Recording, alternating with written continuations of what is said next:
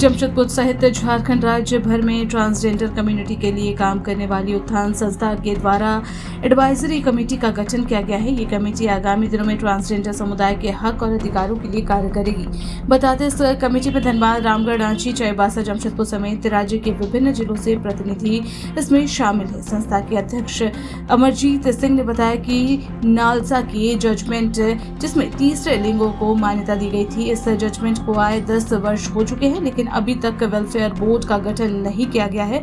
इससे अभी भी तमाम ट्रांसजेंडर को उनका अधिकार नहीं मिल रहा है। प्रत्येक क्षेत्र में जिस तरह से पुरुष और महिलाओं के लिए संस्था दिया गया है, ठीक उसी तरह तीसरे लिंग को भी स्थान दिया जाना चाहिए। साथ ही कहा कि किन्नर समाज का शुरू से परंपरा चलते आ रहा है कि वो बधाई एवं नेक लेकर कमाते हैं, लेकिन अब दुनिया बदल रही है, जिसमें किन्नरों को भी शिक्षा एवं हुनर देकर उन्हें अलग अलग सेक्टरों में नौकरी प्रदान करने की आवश्यकता है। इस एडवाइजरी कमेटी के माध्यम से इन तमाम समस्याओं को उठाया जाएगा, जिससे जल्द से जल्द ट्रांसजेंडर कम्युनिटी को उनका अधिकार पूर्णतः मिल सके।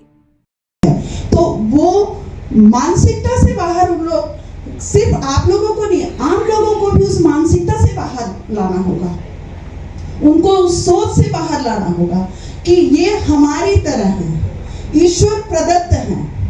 ईश्वर ने अगर हमें और आपको बनाया है तो इन्हें भी बनाया है। हमें उनका सम्मान करना चाहिए, हमें उनको अपने समान जीवन जीने के लिए प्रेरित करना चाहिए, करना होगा।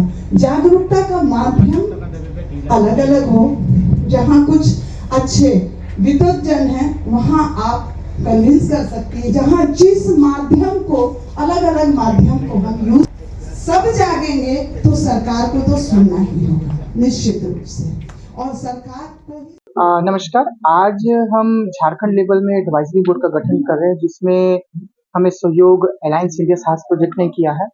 एडवाइजरी बोर्ड बनाने का हमारा उद्देश्य यही है कि आज आप देखेंगे कि नालसा जजमेंट को 10 साल हो गए हैं, लेकिन झारखंड में अभी तक वेलफेयर बोर्ड नहीं बन पाया। वेलफेयर बोर्ड के साथ साथ बहुत सारी चीजें हैं जो नहीं हो पाई। अगर आप देखेंगे कि आज के दौर पे जैसे कोविड आया था, कोविड जैसी सिचुएशन बार बार आ सकती है, लेकिन अस्पतालों में तैयारियां आज भी हमारे लिए नहीं है, क्योंकि हमारे लोग अगर मान लीजिए बीमार होंगे तो वो कौन सी शाखा में जाएंगे, महिलाओं या पुरुषों में।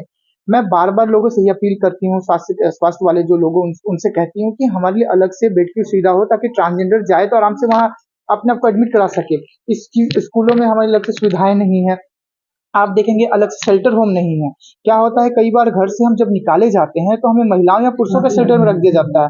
क्या मैं महिला हूँ, या महिला होती तो महिला के अधिकार लेती, पुरुष को, लेकिन मैं महिला या पुरुष नहीं, मैं ट्रांसजेंडर हूँ, तो मुझे ट्रांसजेंडर जैसे ही देखा जाए और सुविधाएं वैसे ही हमें दी जाए। इसलिए आज हम वेलफेयर बोर्ड का निर्माण करें, जिसमें धनबाद, चाईबासा, सरायकेला, रांची, रामगढ़ और विभिन्न जिलों से लोग यहाँ पे आए हुए हैं। ठीक है, लेकिन आपने देखिए कल्चर, देखिए जैसे आप देखेंगे कि हमारे में, जैसे मैं ट्रांसजेंडर हूँ, हमारी एक हिजड़ा परंपरा होती है जिसमें लोग बधाइयों पे जाते हैं, शादियों में जाते हैं और बच्चे होने पे बधाई करते हैं। वो कल्चर जो है देवताओं के समय से चलता आ रहा है। देखिए उसको हम बदल नहीं सकते और ना बदलना भी नहीं चाहिए, क्योंकि वो हमारे पुरखों की देन है, जिसको हम आज भी उसको इस्तेमाल करते हैं। लेकिन आप देखेंगे बहुत जगह में ऐसे हो रहा है कि कुछ लोग साड़ी सूट पहन करके सड़कों पे मांगने निकल जा रहे हैं, उनको लग रहा है कि आसानी से ताली पीट के हम मांग रहे हैं। इस चीज को हम खत्म करना चाहते हैं। क्या होता है कि देखिए हमेशा ताली मार के, हाथ फैला के मांगना बहुत ही लोगों को लगता है आसान, लेकिन ये जो मांगता है उसके लिए बहुत मुश्किल है। लेकिन योजनाएं नहीं है ना, अगर हम घर से निकाले जाते तो हम कहाँ रहेंगे, क्योंकि हमारे लिए आश्रय गृह नहीं है, हमारे लिए कहीं रहने की जगह नहीं, हमें मजबूरन सड़कों पे रहना पड़ता है, मांगना पड़ता है, ट्रेनों में मांगना पड़ता है, और वो मुझे मजबूरन करना पड़ता है। तो ये मजबूरी को जब ये एडवाइजरी बोर्ड में धीरे धीरे चीजें बदलने लगेगी, लोग सड़कों से आपको स्कूलों में दिखेंगे, लोग सड़कों से आपको कंपनियों में दिखेंगे, लोग सड़कों से हटकर अलग अलग सेक्टर में, अलग अलग सेक्टर में कम्युनिटी दिखेगी ना, तो लोगों की सोच जो है ऑटोमेटिक हमारे लिए बदल जाएगी। जब हम जैसे लोग डीसी ऑफिस में काम करेंगे, हम जैसे लोग विधायक बनेंगे, हम जैसे लोग एमएलए बनेंगे, तो ऑटोमेटिक जो लोगों की सोच बदल जाएगी।